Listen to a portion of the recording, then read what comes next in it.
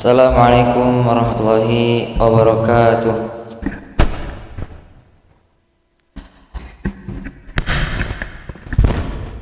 Alhamdulillahirabbil alamin, wassalatu wassalamu ala asyrafil anbiya'i wal mursalin wa ala alihi wa ashabihi wa man tabi'ahum bi ihsanin ila yaumiddin. Amma ba'd. Jamaah salat subuh Masjid Zadul Abrar rahimakumullah.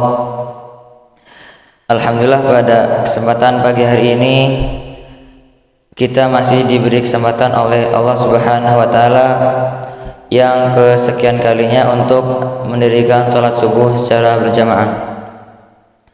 Adapun berdirinya kami di sini yaitu untuk menyampaikan sebuah hadis dari Rasulullah SAW yang bertemakan hindari bersikap sum'ah. Dari sahabat Jundub bin Abdillah radhiyallahu anhu, Rasulullah sallallahu alaihi wasallam bersabda, "Man sama'a sama'allahu bih, wa man yuri wa man yurai yura'illahu bih." Barang siapa memperdengarkan amalannya, maka Allah akan menyiarkan aibnya. Dan barang siapa yang beramal karena riya, maka Allah akan membuka niatnya di hadapan orang banyak pada hari kiamat.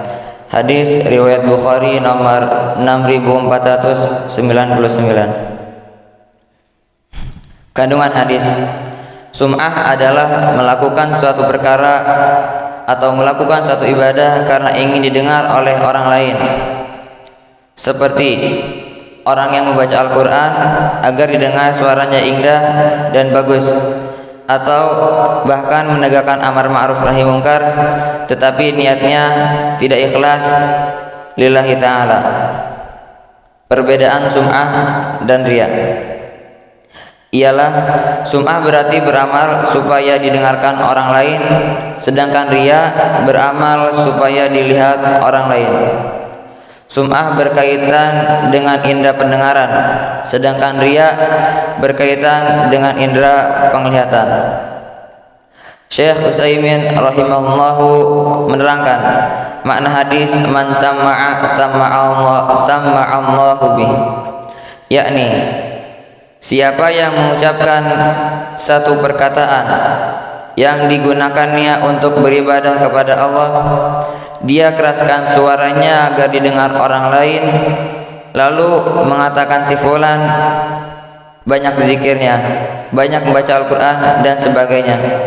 Orang seperti ini berarti memperdengarkan dan menampakkan ibadah itu, maka Allah akan membongkar urusannya dan menerangkan aibnya kepada orang lain, sehingga jelas bagi mereka bahwa dia hanya orang yang riya atau orang yang sum'ah.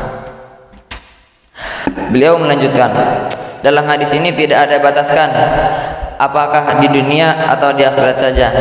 Karena itu bisa jadi Allah akan membeberkannya di dunia sehingga orang banyak mengetahui aibnya, bisa pula di akhirat, dan inilah yang lebih berat.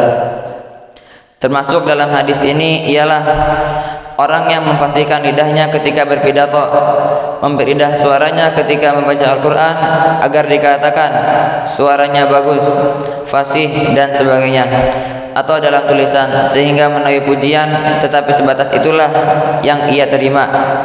Sayangnya tidak ada yang menembus ke dalam hatinya. Kewajiban kita adalah menghindari perkara sum'ah, dan hendaklah amalan kita ikhlas lillahi ta'ala semata, berharap pahala dan ampunannya, bukan untuk didengar orang lain, untuk dipuji atau untuk dielu-elukan oleh orang banyak. Salah satu syarat diterimanya amalan adalah ikhlas karena Allah Subhanahu wa taala. Rasulullah SAW bersabda, sesungguhnya Allah tidak menerima amal kecuali jika pelaku amal itu ikhlas dan mencari ridha Allah dengannya. Ayat-ayat Al-Quran yang berkaitan dengan hadis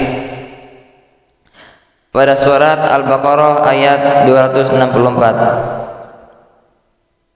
Wahai orang-orang yang beriman, janganlah kamu merusak sedekahmu dengan menyebut-nyebutnya dan menyakiti perasaan penerima, seperti orang yang mengifatkan hartanya karena pamer kepada manusia dan ia tidak beriman kepada Allah dan hari akhir.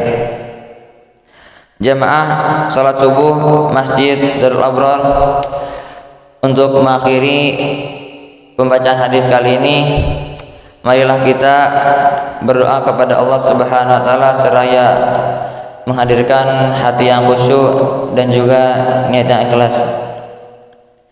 A'udzu billahi minasyaitonir rajim. Bismillahirrahmanirrahim. Alhamdulillahirabbil alamin, hamdan na'imin, hamdan syakirin, hamdan yuafi ni'amahu wa yukafi mazidah. Ya Rabbana lakal hamdu kama yanbaghi li jalali wajhikal karimi wa 'azimi sultanik. Allahumma salli wa sallim wa barik ala nabiyyina Muhammad wa ala alihi wa ashabihi wa man tabi'ahum bi ihsanin ila yaumiddin. Allahumma inna nas'aluka ilman nafi'a wa rizqan thayyiba wa amalan mutaqabbala. Amsayna wa asbahna wa asbahal mulku lillah walhamdulillah wa la hawla wa la quwata illa billah. Ya Allah yang Maha Kuasa lagi Maha Mendengar, kami mohon kepada Engkau ya Allah kebaikan untuk guru-guru kami, orang tua kami, para pembina masjid dan yayasan Darul Abrar, dan begitu pula para pengurus ponpes dan umat muslimin dan muslimat. Engkau ampuni dosa-dosa mereka, dosa yang besar dan dosa yang kecil, baik disengaja ataupun tidak disengaja. Berilah hidayah kepada kami dan mereka agar kami dapat melaksanakan semua perintah-Mu dan meninggalkan semua larang-larang-Mu. Dan berikanlah kepada kami kesehatan agar kami bisa istiqomah dalam melaksanakan amanat ini dan juga dalam melaksanakan ibadah baik yang wajib maupun yang sunnah. Dan Engkau berikan kepada kami rezeki yang barokah dari arah yang tidak kami sangka. Rabbana atina fid dunya hasanah wa fil akhirati hasanah wa qina azabannar. Subhana rabbika rabbil izzati amma yasifun wa salamun alal mursalin walhamdulillahi rabbil alamin. Sekian pembacaan hadis yang bisa kami sampaikan pada kesempatan subuh kali ini. Bila ada kurangnya kami mohon maaf. Billahi taufiq wal hidayah. Wassalamualaikum warahmatullahi wabarakatuh.